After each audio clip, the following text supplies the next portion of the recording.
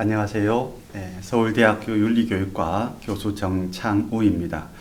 오늘은 소통이란 무엇인지, 그리고 이 소통이 왜 중요한지, 어떻게 적용해야 되는지에 대해서 살펴보도록 하겠습니다. 자, 소통은 영어로 커뮤니케이션이죠. 그죠? 네. 이건 이제 라틴어 어원에서 출발한 것인데요. 라틴어 명사 커뮤니카티오에서 이제 시작된 것이거든요. 이 커뮤니카티오 라는 라틴어 명사에는 뭔가 전달이라든가 쉐어링, 공유 뭐 이런 의미가 담겨 있습니다. 그리고 우리말로는 이제 의사소통, 소통이라고 하는데요. 뭔가 막힘이 없이 잘 통한다. 서로 생각이나 의견이 잘 통한다라고 하는 그런 의미를 이제 담고 있지요. 네. 이 소통이라고 하는 것을 뭔가에 비유한다면 어떤 것으로 비유할 수 있을까? 뭐 다양하게 비유할 수 있겠지만 전쟁이나 줄다리기 이런 것보다는 즉흥적인 댄스에 비유할 수 있지 않을까라는 생각이 듭니다. 이런 생각은 펜실베니아 대학교 와튼 스쿨 교수인 애덤 그랜트라고 하는 사람으로부터 이제 좀 가져올 수가 있는데요. 이 분이 이제 소통, 토론을 댄스에 이제 비유한 것을 한번 읽어보도록 하겠습니다. 자, 좋은 소통과 토론은 전쟁이 아니다. 이는 힘껏 줄을 당겨서 상대방을 자기 쪽으로 끌어와야 이기는 줄다리기도 아니다. 오히려 다른 스텝을 마음에 두고 있는 상대방과 협상을 해서 함께 추는 춤, 그것도 미리 안무가 짜여져 있지 않는 그런 춤을 즉흥적으로 추는 것이라고 할 수 있다. 만일 한쪽이 상대방을 너무 강하게 이끌려고 하면 상대방은 저항한다. 반면에 자기 움직임을 상대방에게 맞출 수 있고 상대방을 자기에게 맞추려고 한다면 이 두 사람은 한층 더 우아하게 리듬을 탈 것이다 라고 했습니다. 이처럼 즉흥 댄스에 비유될 수 있는 인간적인 그리고 인간 간의 소통은 우리에게 더 깊은 연결과 이해를 불러일으키게 됩니다. 다음으로 이 소통에 들어갈 수 있는 방식들을 살펴보게 되겠는데요. 대체로 소통에는 다이얼로그, 대화, 디스커션, 토의, 디베이트, 토론이 들어갑니다. 우선 대화라고 하는 것은요, 상대방과 진정한 만남을 이제 갖기 위해서 혹은 좋은 파트너십을 형성하기 위해서 진실성에 기초해서 서로 말을 나누는 것을 의미합니다. 이게 대화라고 하고요. 토의라고 하는 것은 문제 해결을 위해서 뭔가 최선의 대안을 찾아 나가려고 하는데 특징이 두어져 있습니다. 토론이라고 하는 것은 논쟁의 여지가 있는 그런 문제에 대해서 찬반 또는 두 개 이상의 어떤 그런 입장을 가진 사람들 간에 자신의 그 입장이 더 타당하다 혹은 옳다라고 하는 것을 보여주기 위해서 합당한 논거와 증거를 가지고 설득하려고 하는데 특징이 있습니다. 이런 대화와 토의와 토론이라고 하는 것은 개념상 이렇게 구분될 수 있는 것이기는 하지만 실제 커뮤니케이션의 어떤 상황에서는 서로 이렇게 이제 왔다 갔다 할 수 있습니다. 예컨대 토의를 진행해 나가다가 토론이 붙기도 하고요. 토론을 진행하다가 토의를 하게 될 수도 있습니다. 자, 다음으로 논쟁적 이슈에 대한 토론은 과연 피해야 할 것인가 라고 하는 물음에 대해서 생각해 보도록 하겠습니다. 맹자는 우리에게는 누구나 다 이제 옳고 그름을 가릴 수 있는 시비지심이라고 하는 게 있다라고 했고요. 이걸 통해서 우리는 공통의 결론에 도달할 수 있다라고 보았었죠. 반면에요, 장자는 이 논쟁에 대해서 좋게 보지 않았습니다. 사람은 누구나 다 자기가 옳다라고 생각을 하게 되죠. 그러다 보면 서로 이렇게 상대방과 다투게 되고 의미 없이 그 대화가 끝나게 될 가능성이 높다라고 보았습니다.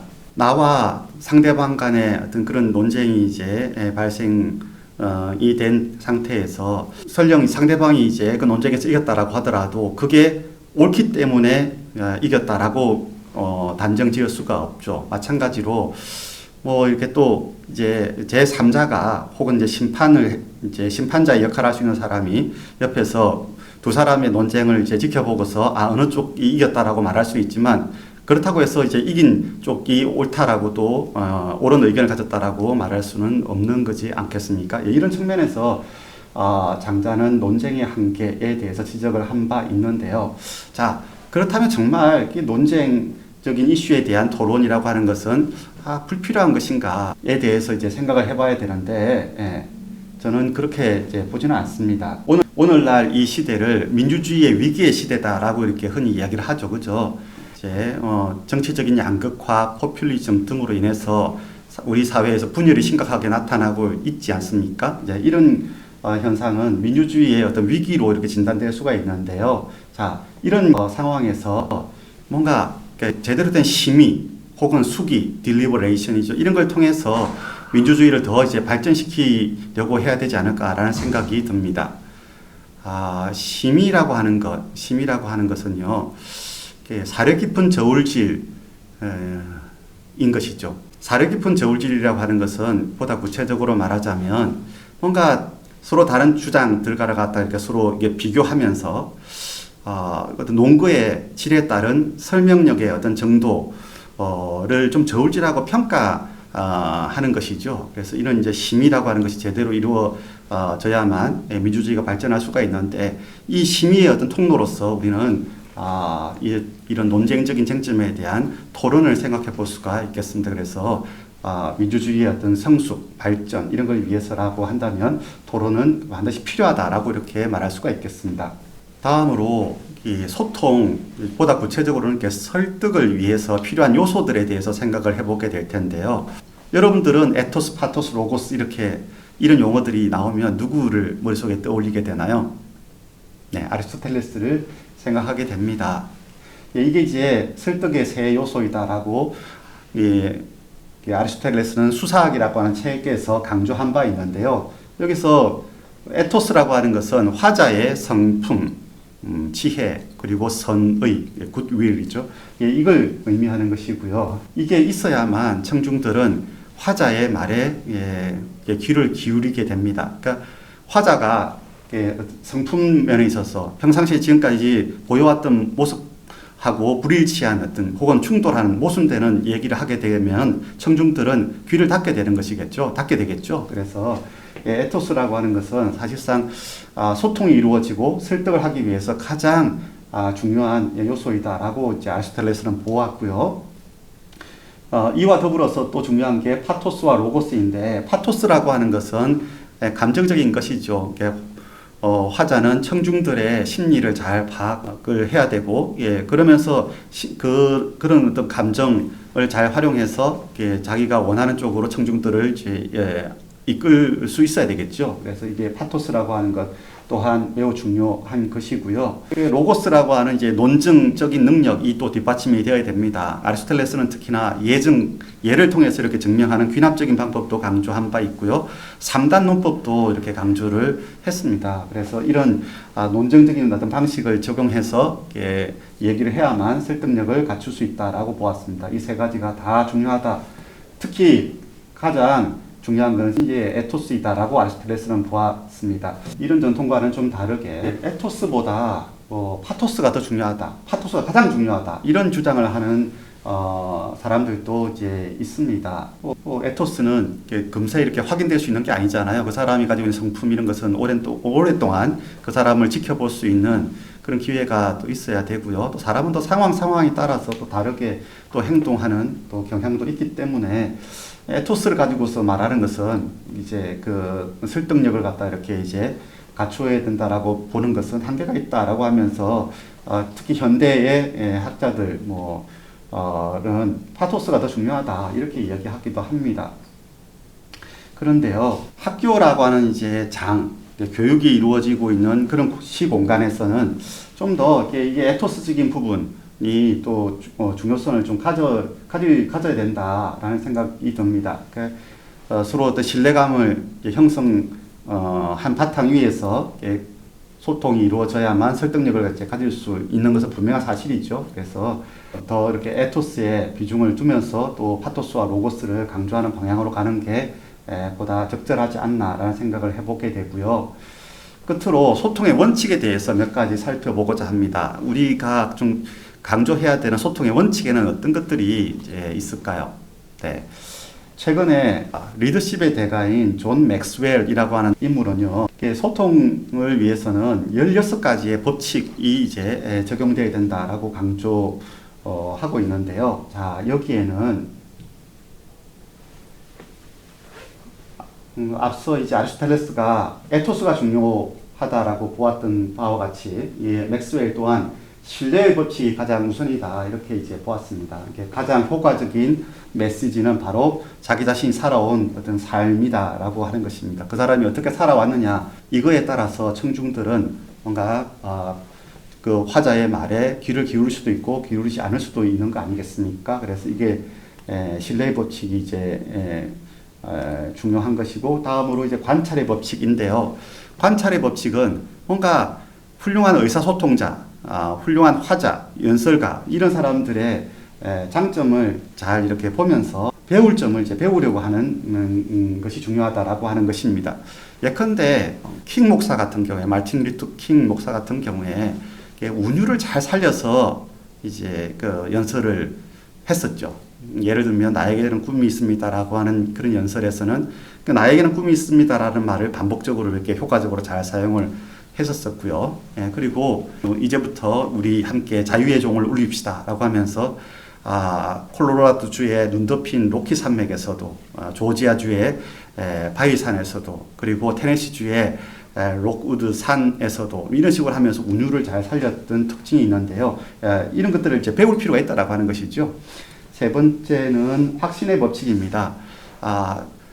뭔가 이게 깊이 이렇게 사고하고 성찰을 하고 하게 되면 뭔가 자기 내부에 확신이라고 하는 게 생길 수 있는데요. 이런 확신을 바탕으로 상대방에게 좀 말을 할 수 있어야만 더 큰 설득력을 얻을 수 있다라고 하는 것입니다. 머뭇거리거나 아니면 낮은 톤으로 용기 없이 말하거나 하게 되면 그 청중들에게 설득력을 갖기 어렵습니다. 네 번째로 준비의 법칙입니다. 미리 잘 준비를 해야 된다라고 하는 거예요.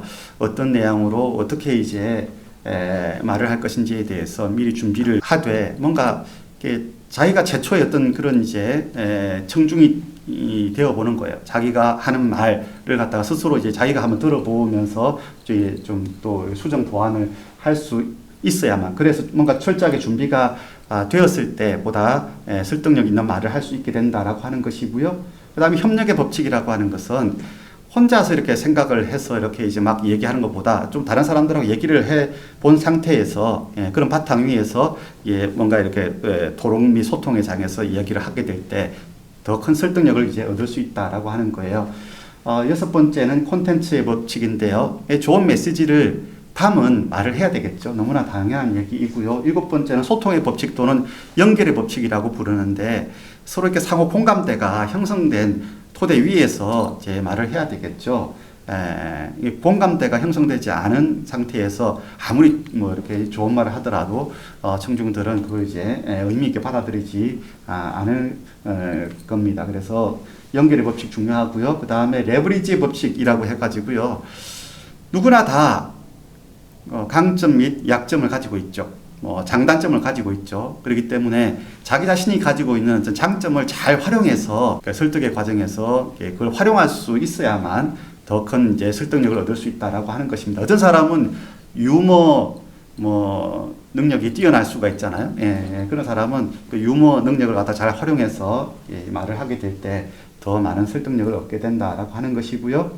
그 다음에 기대의 법칙은 말하는 사람 스스로가 뭔가 이게 궁금하다라고 하는 것을 갖다 이제 청중들한테 보여줄 수 있어야 되고요. 그러면서 청중들은 저 사람이 지금 뭔가에 대해서 이렇게 지금 말을 하고 있는데 그러면서 뭔가 좀 답변을 갖다가 바로 하지 않고 뭔가 이렇게 좀 이렇게 뜸을 들이고 있는데 나도 이제 저게 궁금해진다라고 이렇게 이제 받아들이도록 이제 만드는 게 기대의 법칙입니다. 다음으로 이제 간결함의 법칙인데요. 너무 복잡하게 말하지 말고 최대한 간결하게 이제 말을 할 수 있어야만 설득력을 얻을 수가 있는 것이다. 11번째는 가능하면 시각적인 어떤 그런 자료들을 활용해서 말을 해라라고 하는 것입니다. 뭐 유튜브가 되었건 아니면 뭐 도표가 되었건 이런 것들을 이제 보여주면서 말을 하게 될 때 사람들은 더 많이 이렇게 이제 설득을 당하게 되고요. 그 다음에 스토리텔링의 법칙은 얘기를 할 때 의미 있는 어떤 그런 스토리를 갖다 잘 활용해서 말을 해야 된다라고 하는 거예요. 사람들은 다른 사람의 어떤 삶의 이야기를 통해서 감동, 감화를 받게 되고요.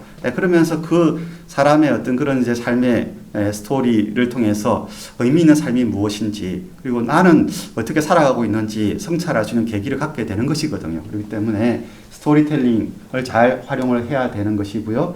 13번째로 온도 조절의 법칙인데요.